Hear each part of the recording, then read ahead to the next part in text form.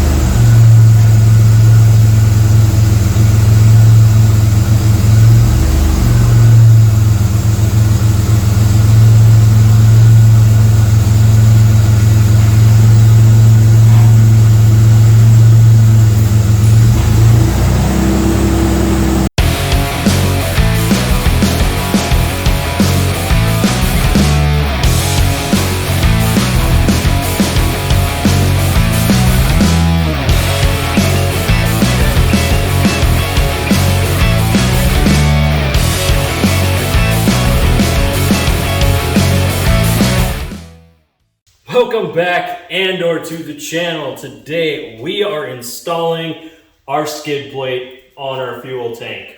Now, when we took this down, there was a certain sequence of stuff that we did. It's gonna change a little bit from what we did when we removed it. If you get a chance, go back and check out removing skid plates. You'll see in there why we did what we did and what it led up to. Now, again, I also did another video that explained kind of what has happened, why now we're ready to put this back on. We had to do an undercoating. The undercoating is done. Skid plates are powder coated. They're ready to go on. So, in this video, we're going to set up, we're going to get the fuel tank skid plate installed. Pretty basic, only 4 bolts hold it on. Once it's up underneath, then the truck will be a little closer to being ready for our next steps, and our next steps are very labor intensive. One of the processes, we do need to strip quite a bit of the interior out to do what we're going to do next, and we also have to do our full detail and buff on our truck yet. So that is coming up, and there's quite a few steps to get us to where we're going to start buffing. I'll explain that a little bit more at the end of this video, but let me get you set up and let's get underneath. Before we begin today's video, make sure you like, share, and subscribe to this video. Make sure you ring that notification bell for future videos. For my fans on Rumble, please make sure you hit that Rumble button, hit the follow or subscribe button, and all social media links are in the description down below. Now let's get back to today's video. Okay, to avoid any scratching before we get this up into place, what I've done is placed this on some foam pad. This will work until I'm ready to put it up on top of my chest and roll underneath the vehicle. Before I do that, I want to remove the bolts and anything else that I'm going to need to mount this. So when we get underneath there, you're going to see exactly which ones I'm removing and which ones I'm not. Now, like I said, I touched on this in the removing skid plates, but I'm also going to touch on it once we're underneath there. Okay, so now that we're underneath here, we have 2 bolts up on the front of this tank that we need to remove. Do not remove the center bolt. The center bolt actually holds the fuel tank up into place. If you pull all 3, the front of the tank will drop, and with the weight of this tank, you will not get this back up in here very easily. And you don't want to be putting a jack on the bottom of this pan. It could crush this pan. So what we're going to do is get our socket that we need, which I believe this one is a 13 millimeter, and it's 12 millimeter back here on this part of the tank. I'm going to go ahead and remove these 2 so that you guys can see what we're doing, and then I'll move you back for that one.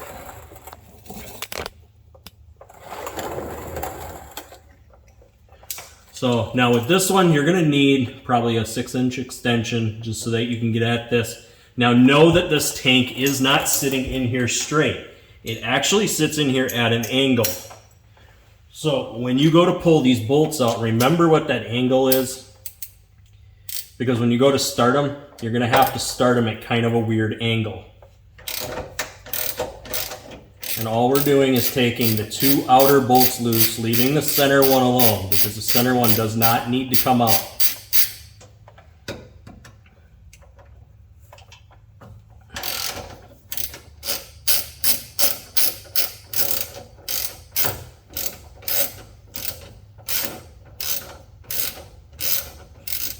Now the reason I ran this truck up on ramps is because it'll make it a lot easier for me to put the skid plate on top of my chest and slide up underneath the truck. This is a little trick that you can do that'll help you to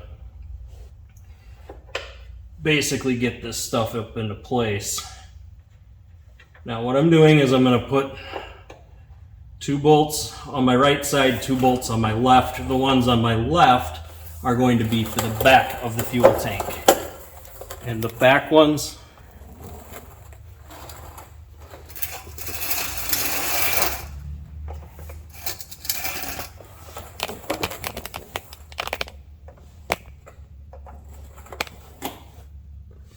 are located right here. Maybe have them on there too tight. I'm just leaving the same 6-inch extension on just to save myself a little time. So taking these 2 loose here. Now these are not important to the strap. All these 2 bolts do is hold the skid plate. So you can safely remove these without having any issues. Okay. Now that we've got that removed, what I'm going to do is put this up on top of my chest, the skid plate, and slide up underneath here. So I'm going to move you back so you can kind of see me come in here with the skid plate.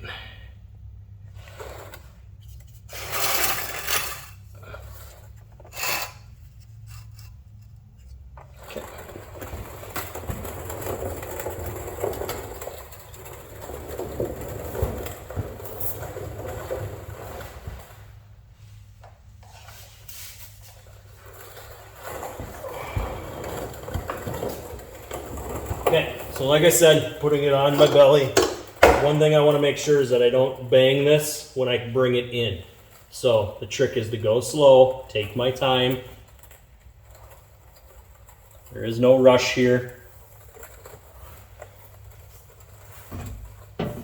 Okay. Once I'm into place, I can lift up. And what I'm going to do is line up my back ones and place my knee on the front of the skid plate.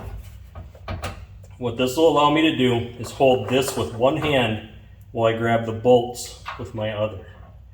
So with my right hand, I'm holding onto the skid plate. With my left, I'm threading the bolts in. Now, if you're not left-handed, you can opt to switch your hands around.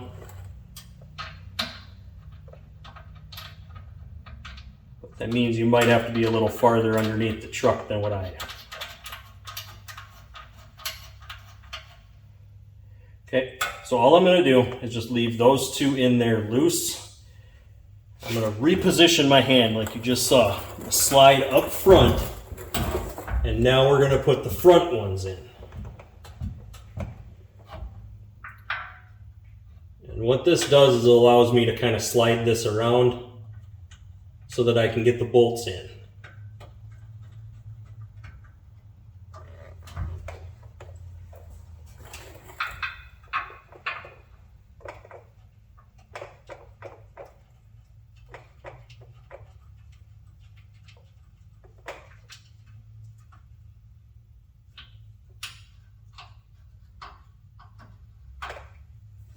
Okay, so the best way to tighten this up is to go ahead and tighten your front bolts first. So I'm going to reposition you so we can see that.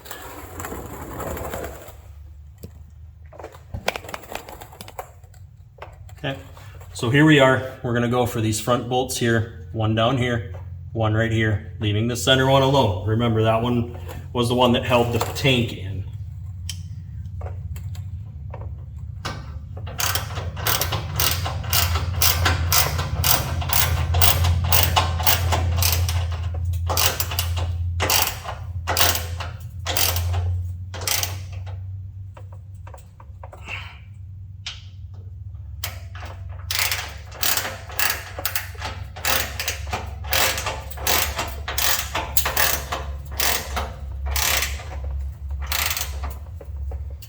Okay, so now that I got them snugged, what I'm going to do is just move my hand to the outer part of the wrench here And I'm just going to give it a slight tug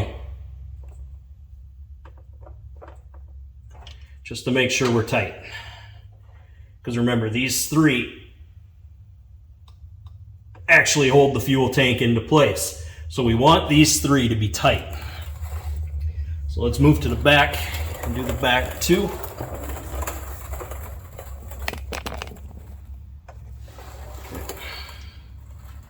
Now, if it's not perfectly lined up back here, that's fine. It doesn't need to be, as long as your shield is not rubbing on your fuel tank. And a good way to check that is to rub your hand around the fuel tank to make sure it's not touching. If it is touching, you will have to loosen up the front and try to shift it back to give you a little bit more room. And if I don't like that it's too tight, I may opt to loosening it up. And where it's going to be tight doing it this way is going to be right here on these back corners. It's going to be right here on these back corners where these indentations are. This is where it's going to be tight. And if it's touching this fuel tank, you have to loosen it up and slide this back. And there is slots in these holes where these bolts are that allow that to slide. So, because I don't like it where that actually is at, I'm going to go ahead and I'm just going to run everything a little loose. Okay. I'm going to loosen up the front so that I can slide this tank back.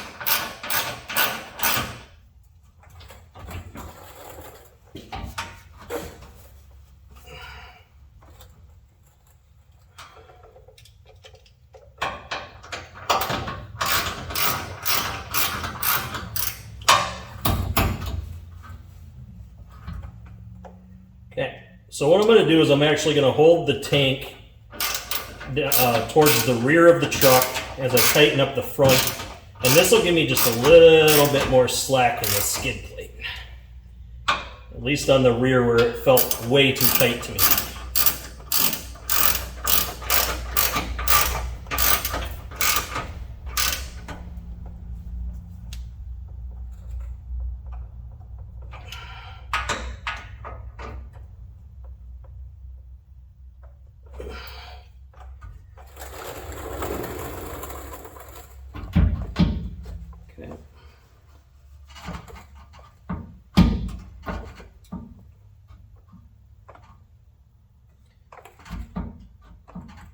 So what I can do is hold the skid plate. There's a little bit of shifting in it, so it does slide around a little bit. But how I can fix that is just pulling on the skid plate just a bit. Nothing crazy.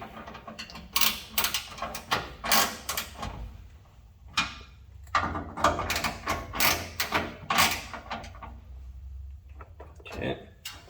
So now that I know I got enough room, I feel confident that I'm not rubbing on the fuel tank in any spot. Like I said, double check down the sides, make sure you got plenty of gapping. Then I can just run these tight.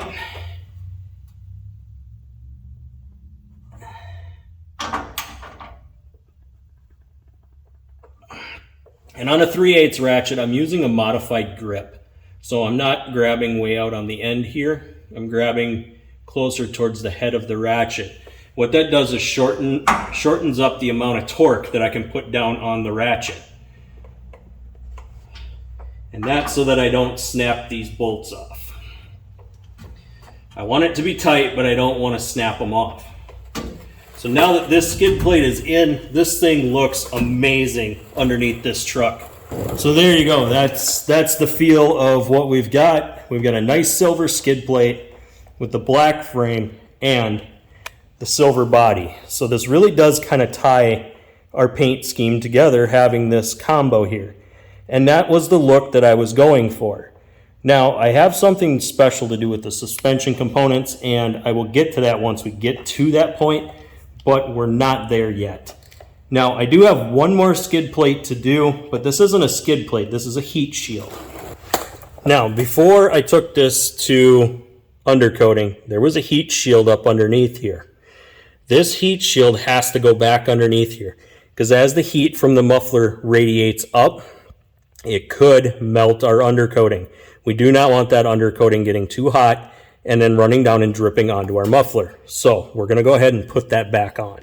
Okay, now that I've got the light underneath here, what we have is 3 10mm bolts. I've switched this out to a 10 mil with a 3-inch extension. Now, the extension may be too long, and if it is, I'll switch it out for a 1-inch.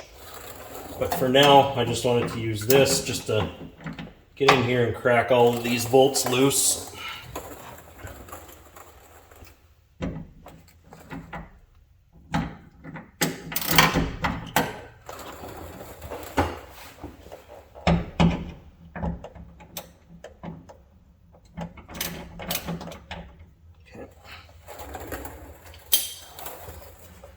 So I'm going to go ahead and spin these down.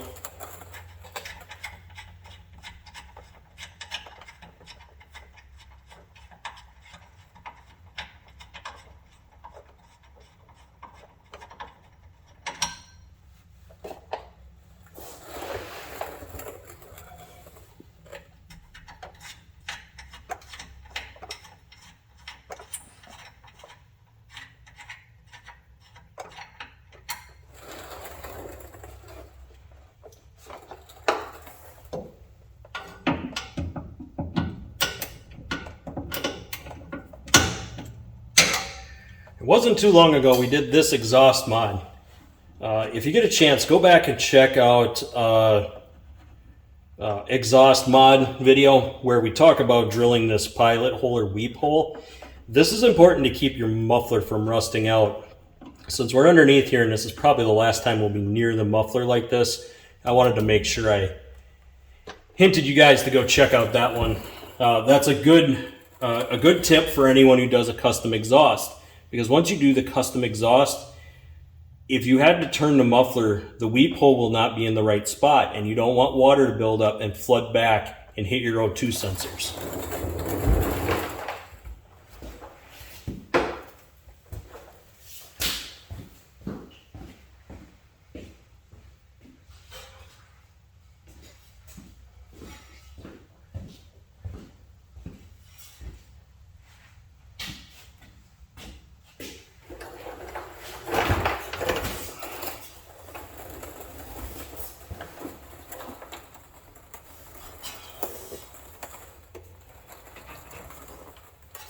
Okay, so here's our heat shield. Pretty simple to go back up in here. You just come back up around the top of the muffler.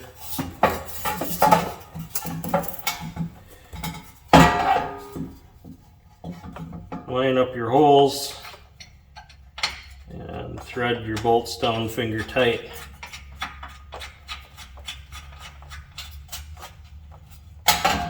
Now again, some of these I'm going to leave loose until I get them all in.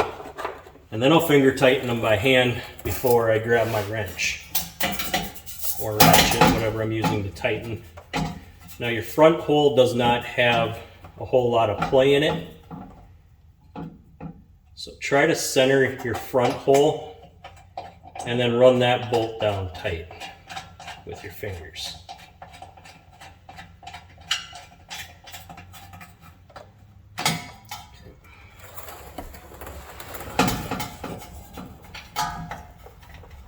And you got to make sure you get these all in and you get them all tight, or otherwise this thing's going to vibrate like crazy. Oftentimes if you have a vibration underneath the truck, it's a good idea to crawl underneath and check your heat shields to make sure that your heat shields haven't lost a bolt or the bracket on the back side got rusty. If that's the case, you're going to want to take the time to re-bolt that back up, otherwise that vibration will drive you insane.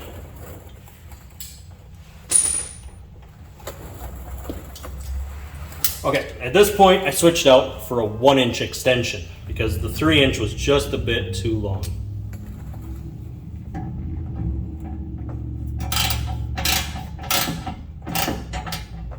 gonna do is tighten up the front one first. I don't need to get a big grab on this ratchet. Like I said, a 3/8 puts down a lot of torque, and you don't want to over torque and snap it off.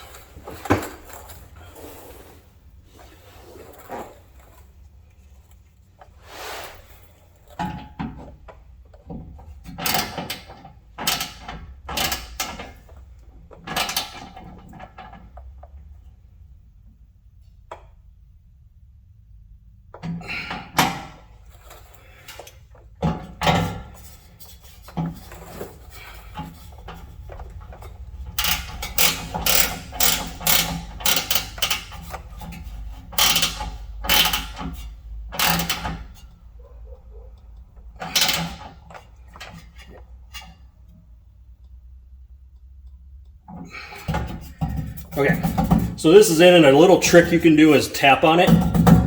And if you hear any rattling, that's the rattling you're going to hear if it's going down the highway.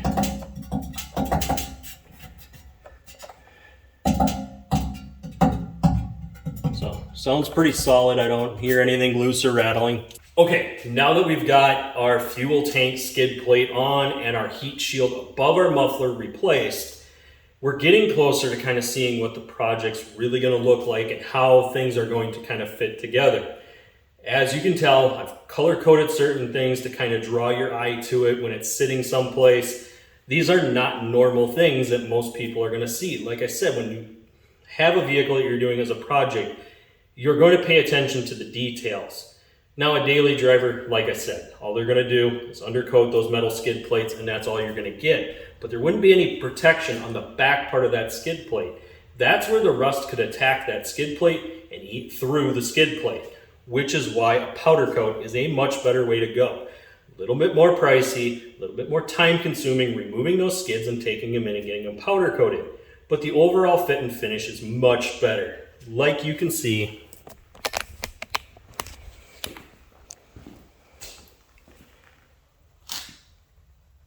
it's a small detail from underneath, but it definitely shows.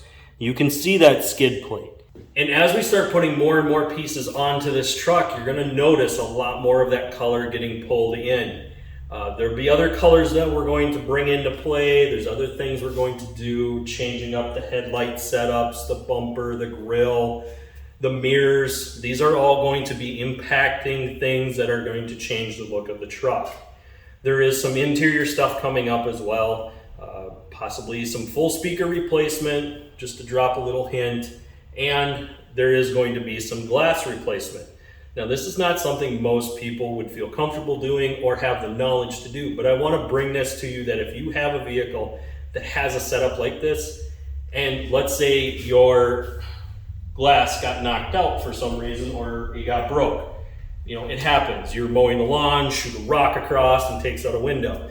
If it's one that you can unbolt and replace, you can do that yourself and save yourself that money. Now, yes, if you have full glass coverage, that will cover you. They can just come out and do it, but it's the aggravation of keeping that vehicle inside while you're waiting for that glass to get there. And some glass may be back ordered, so it gets to be a little time consuming. Glass companies will not source used glass. They won't do it. It's too much of a liability to them. So if you're able to find a used glass or find a brand new online through Amazon or eBay, you can put that in yourself, and we will show you how once we get to that project. But this is basically all I got for this video. I'd like to say thank you for watching. Please hit that like button, hit that rumble button, smash that subscribe button. Check out the socials listed in the description down below, and I'll see you on the next one.